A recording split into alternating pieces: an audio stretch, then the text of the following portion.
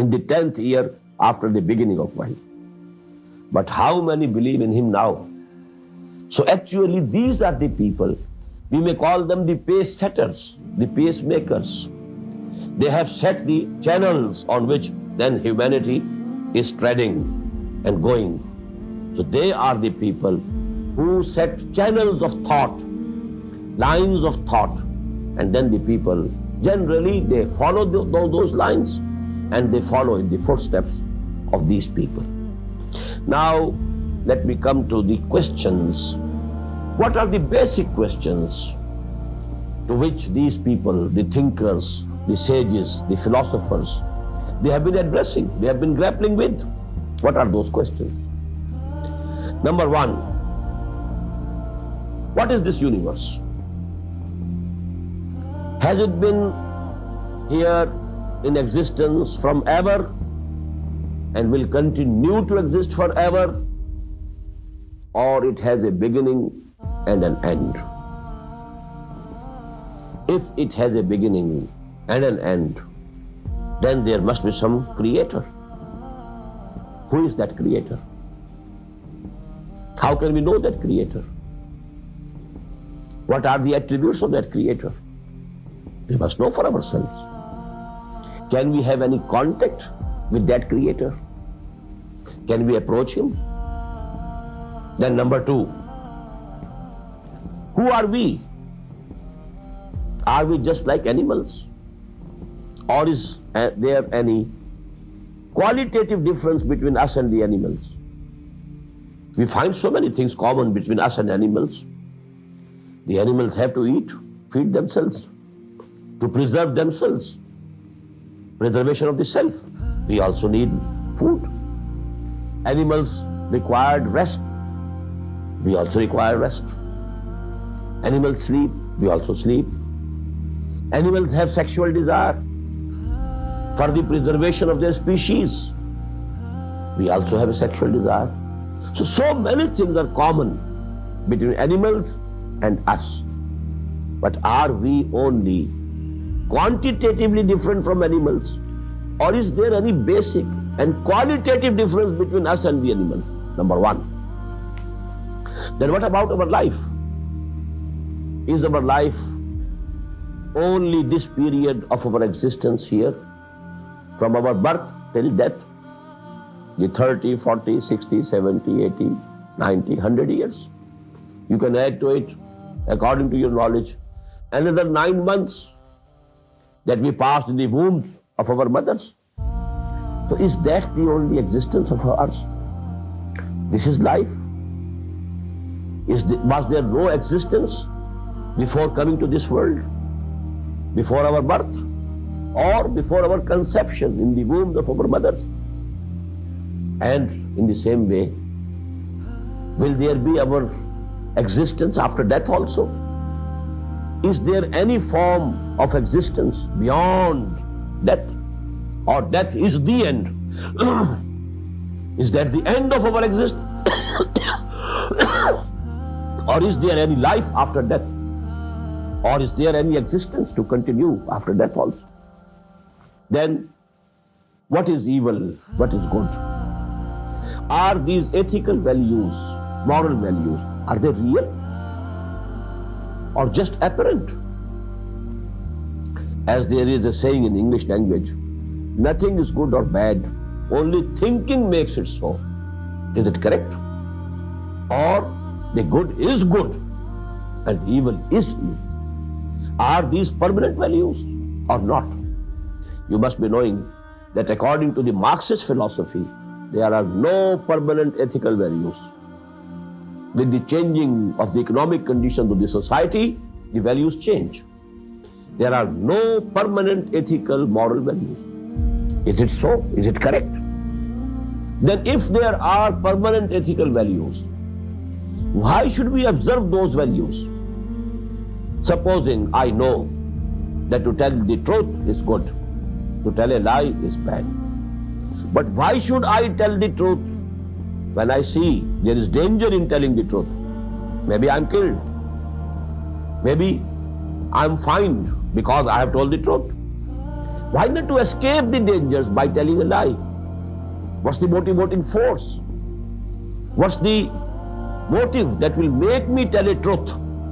Just as I mentioned about Socrates. By saying out the truth, he had to finish himself. So to say, he committed suicide. He could live if he accepted the judgment of the court. You can keep your thoughts to you. You are free to believe whatever you like, but you can't preach them. He didn't accept it. So what is the force, motivating force, that will bind us to the ethical values, to the moral values? So these are the questions. What is knowledge? We know that we have certain sense organs, and we gather some information through these sense organs. We can see, we can hear. Then we know that we have some faculty over here, of inferring. We infer from our sense data. The data is fed just, as the data is fed in a computer. We have a computer here. And you feed the data, and then data is processed by this computer. And we reach a conclusion. And now those conclusions are stored in the memory of this computer. This much we know. But is that all?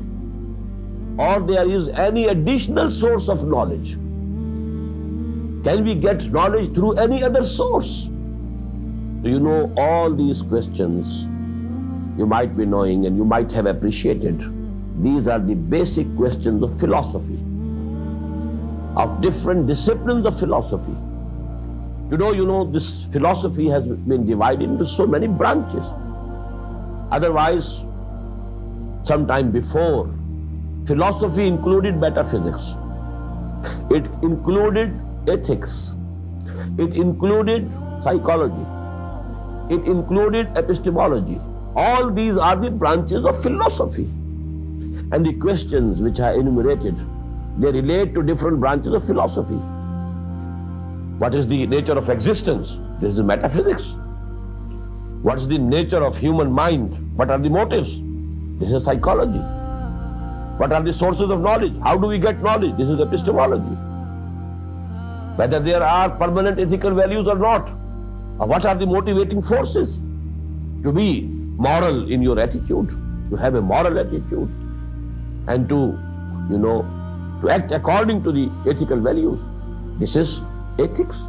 So these are the different branches, different disciplines of the same subject which we call philosophy.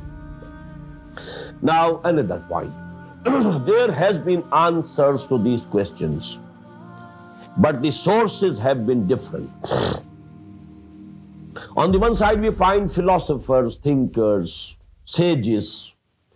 You can mention Confucius, Tao, Gautam Buddha, Mahavir. You can, say Socrates, Plato. All these people, they were philosophers. They thought about these problems. They reached certain conclusions. Then they arranged those ideas into a logical system, and that is called, this is the philosophy of Plato. This is the philosophy of Aristotle. This is the philosophy of Confucius.